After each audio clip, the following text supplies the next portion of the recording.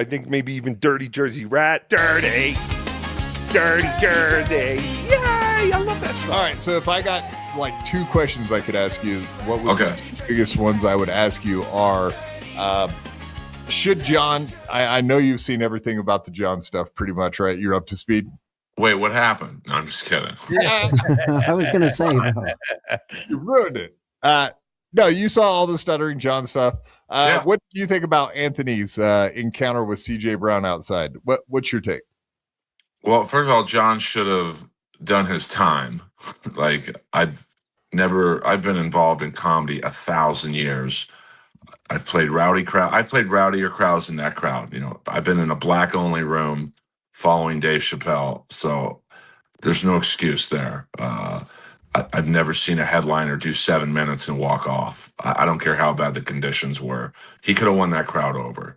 So that was my follow-up question would be like, so you've probably seen people come on stage and do rowdy shit like that, rip up papers, etc. Well, I'll say this, and I don't mind Tommy Jordan, so this isn't like a dig at him, but if anyone comes on a stage when I'm on it, I'm throwing. Like it's just, that's my home. Sure. That's like instinct. That's right. That's instinct taking over. And I'm not a tough guy. I'm not challenging anyone to a fight. But I don't even like it when someone in the front row has their feet on the stage. I'm like, this ain't your fucking house. Take those feet off the stage unless they're hot. Then they can do whatever they want. But Tommy would have landed in the 3rd row if that was me. And, I don't think, it's a 10-year-old joke, that arrest report. So it wasn't really, I don't think there's any winners. I think John loses because he looks like a bad comic. The club loses because, here's who gets fucked over the most are the waitresses. I don't know how Rodney's works in terms of, did they do a 2-drink minimum up front or do you order as you go? But I guarantee you at least 30% of that crowd walked out on their tabs. And I can tell you at most clubs, if not all that I've worked, that goes on the waitresses. They have to pay it. So, they lose. I think the 30 or so people that didn't know who Stuttering John was and just, hey, it's a Friday night, let's go see a comedy show, they're going to ask for refunds and deserve them. So in terms of the comedy show, it's losses all the way around. How about Rodney's for the security? Would you expect better security for 200 people, or is that just normal that you're not going to have like someone right next to the stage to stop people from coming on? Well, I can tell you how the Comedy Store works. Now, that's the NFL of comedy clubs, so maybe it's an unfair comparison, but they have 3 security guards in the main room at all times. They have a security guard in the parking lot. They got 2 security guards in the front patio. They got a security guard in the front entrance to the main room. So nothing's happening there. In terms of, I don't want to bore your audience with comedy terms, but I would say Rodney's is a lower B room, maybe even a C room. I wouldn't expect them to have security because it's probably not in their budget. And that's not a slam on them. It's just a reality.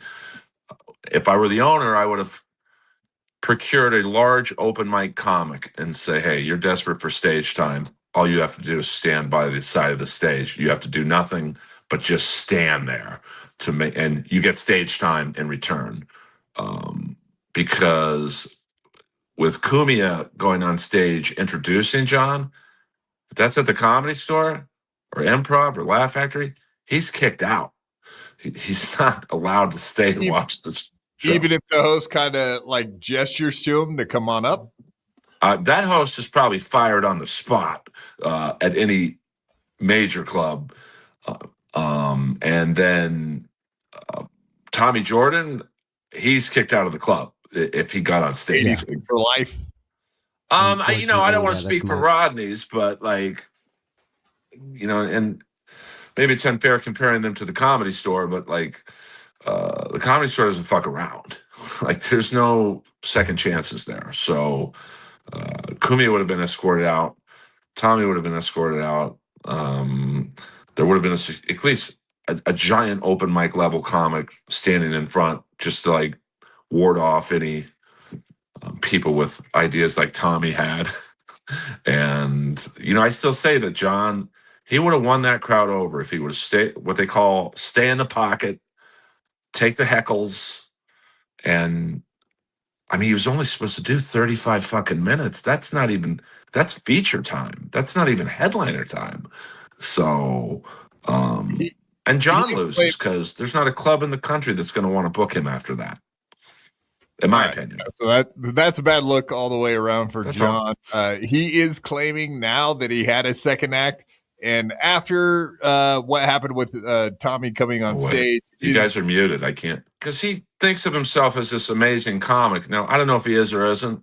I've done one show with him, you know, at the Comedy Store. Right. But when you talk a bit, back out that show. I mean, it was a Robert Schimmel, not memorial, but tribute show. And it was, and then, yeah. It was, I mean, yeah, it wasn't a rowdy crowd, but it was like 7 Comedy Store paid regulars, myself, Hinchcliffe, Sam Tripoli, Adam Hunter, a couple other people, and John. You know, he didn't bomb, you know, but I think if you polled the audience, hey, which comic is not a paid regular, they would probably say him. But he didn't bomb. He did okay. It was a memorial show, so no one was really judging. People are going to be sympathetic anyway, right? Yeah. Yeah, I mean, he was okay, I guess. But you know, when you talk a big game about how you're this big comic and you're great, you know, and then you run at the first sign of a blitz, you know, I just think it. And I understand, you know, it was not a great performing environment, but I would have stayed on the stage. Like, yeah, so we found out that Palumbo guy, the person that went up before him, apparently did 3 minutes and was expected to do half an hour. So, yeah, what do you think of that comedian taking off after minutes? I mean, I don't know him at all, and he probably doesn't know me either. So that's not like. I'm not in terms of Palumbo. I mean, I don't know if he was getting paid or if it was a guest set. You should always do your fucking time, especially if you're getting paid. I can tell you this much: you guys are getting a look into my bedroom now.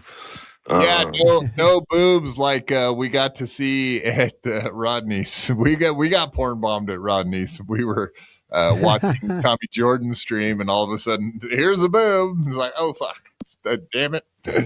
No boobs. Don't I mean, I think like if I was the owner of Rodney's, I would not have paid John. I would have said, "You get back out there." Like, I'm not paying you unless you do that full time. John, you'd have withheld pay. Yeah, I would have. Yeah, especially the guy that paid him was a booker, so like I see where he could have just. Apparently, he took off like $200 off the top to give to the other Gino and Keanu, supposedly. Yeah, John got $2,500 for whatever 7 minutes. I don't believe that at all. There's no way that club paid him $2,500. There's no way. That's confirmation. John confirmed it, and he said that he ended up getting $200 less and was pissed off about it because that guy decided to give Gino and Keanu a couple extra bucks. I mean, I can't say he's lying. Obviously, I don't know the deal they had, but I can tell you a B room club is not paying that. The owner confirmed it. It is confirmed with the owner and the booker. Unbelievable. I mean, the Comedy Store wouldn't pay him $2,500. But, you know, I mean, maybe he took a loss and just said, fuck it, it's worth the publicity. I don't know. That's what I was going to ask you. I was like, does that really happen for club owners? Will they hire something like and have a circus just to get Rodney's name back out there as a club? It's a C-tier club, like you said, bro. There's no way that any other club would put up with this type of shenanigans. I mean, in Cleveland. Yeah, you know, hilarities. No, I'm just kidding. Yes, exactly. There's a new club here too. I can't say it didn't happen. You know, someone originally said he got 400. That's very believable. But Um, 2,500. That is a lot for a C club to dole out.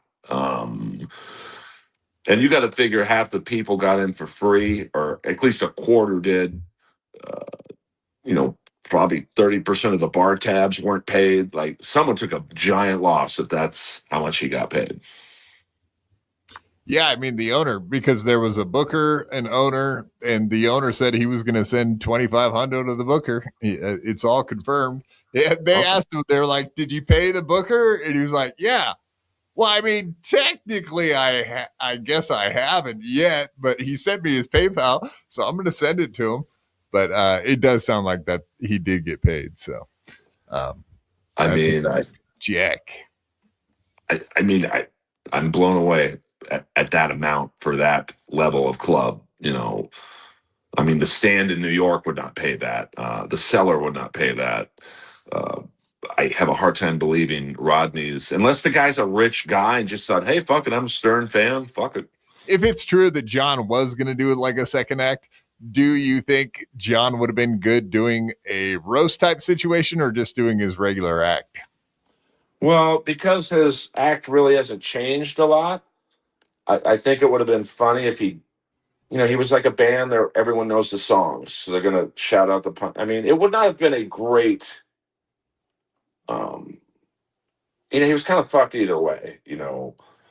I just think by him kind of bombing up front, he was really angering the crowd. And that's a tough, I don't think he's good enough to roast people. I mean, roasting is a very specific skill.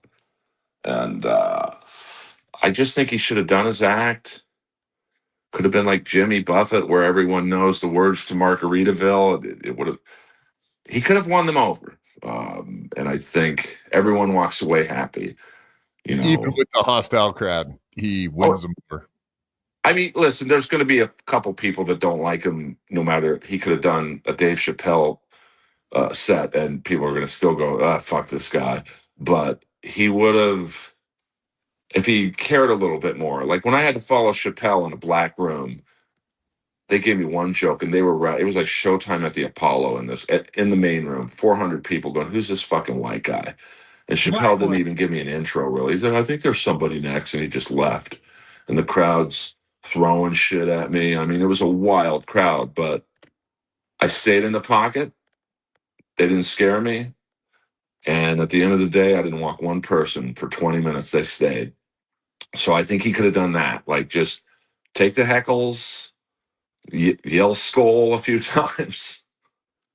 Oh yeah, I mean, when he did say "Skull," like the place erupted. Like, that was an exciting moment that he got, and I think they were expecting him to go into his regular routine. So yeah, they were only bummed when he quit.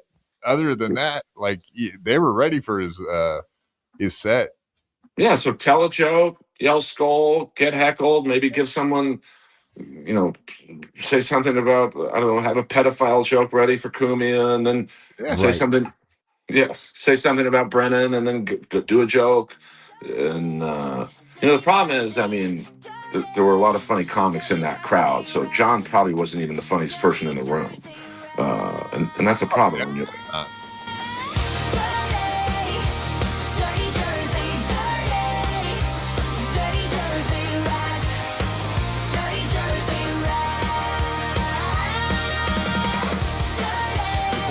Dirty Jersey, you broke my heart. Mainly by including Granny. That's my main issue. You know what? You weren't. I know that your ass was not going to bring this up.